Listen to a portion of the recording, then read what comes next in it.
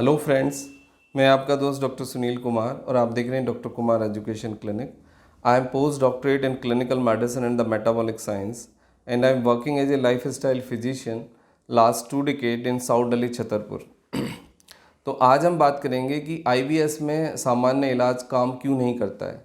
IBS के दौरान जो दवाइयाँ डॉक्टर देते हैं उनसे एक पेशेंट क्यों नहीं ठीक होता है। तो क्या आईबीएस में इलाज गलत है, या फिर आईबीएस की डायग्नोसिस गलत है, या आईबीएस का इलाज अधूरा है, क्या आईबीएस की डायग्नोसिस अधूरी है। तो आखिर ये समस्या क्या है और ये क्यों बना रहता है, आईबीएस आखिर ठीक क्यों नहीं होता। देखो, सबसे पहली तो बात ये है कि अभी तक भी जो हमारे पास क्लिनिकल रिसर्च है और जो डेटा है उसमें अभी तक भी कोई ऐसी दवाई नहीं है कि जो आईबीएस के पेशेंट को लगातार दी जाए और आईबीएस का पेशेंट उससे ठीक हो जाए।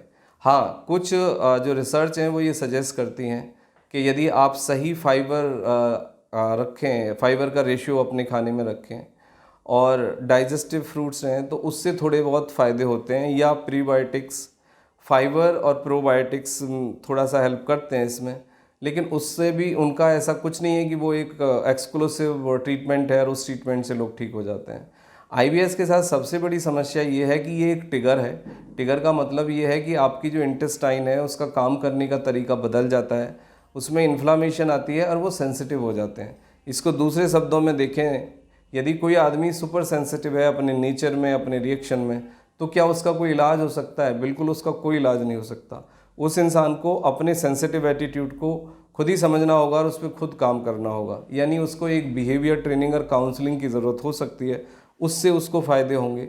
लेकिन कोई सेंसिटिव इंसान के लिए कोई ऐसी दवाई नहीं होती कि आप उसको दे दो और उसका सेंसिटिव जो एटीट्यूड है वो एक दिन में 360 एंगल चेंज हो जाए, ऐसा बिल्कुल भी नहीं हो सकता है।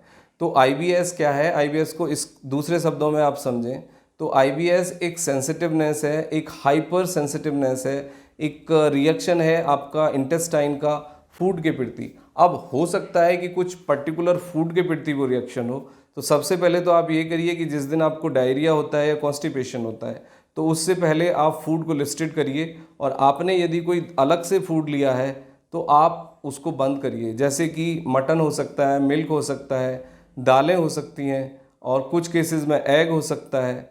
यानी कि आपको खुद लिस्टेड करना है और एक पर्सनलाइज अप्रोच के साथ ये पता करना है कि कौन सा खाना आपको अच्छे से डाइजेस्ट नहीं होता, कौन सा खाना आपको ट्रिगर करता है, कौन सा खाना खाने के बाद आपको पेट दर्द होता है, कौन सा खाना खाने के बाद आपको कॉन्स्टिपेशन आता है, कौन सा खाना खाने के बाद आपको डाइजेशन होता है, इंडाइजेशन होता है, ब्लोटिंग होती है, वोमिटिंग होती है। ये सब आपको खुद से समझना होगा।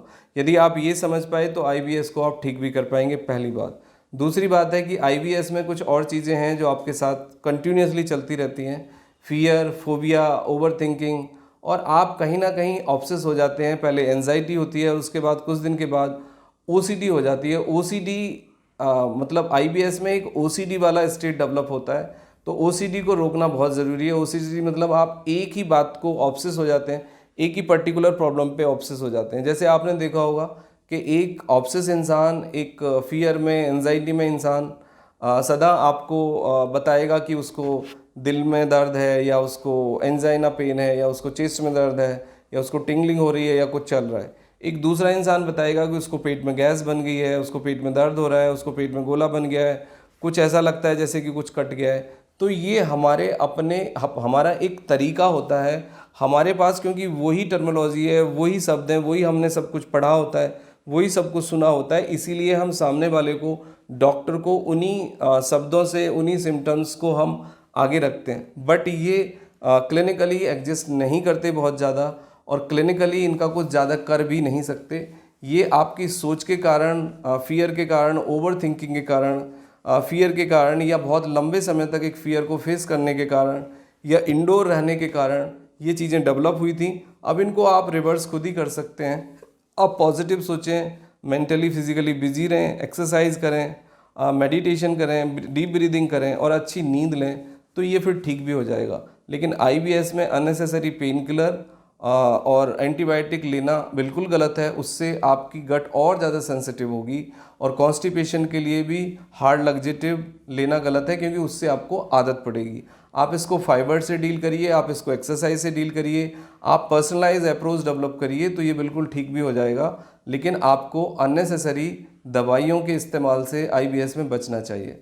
Thank you very much and take care yourself.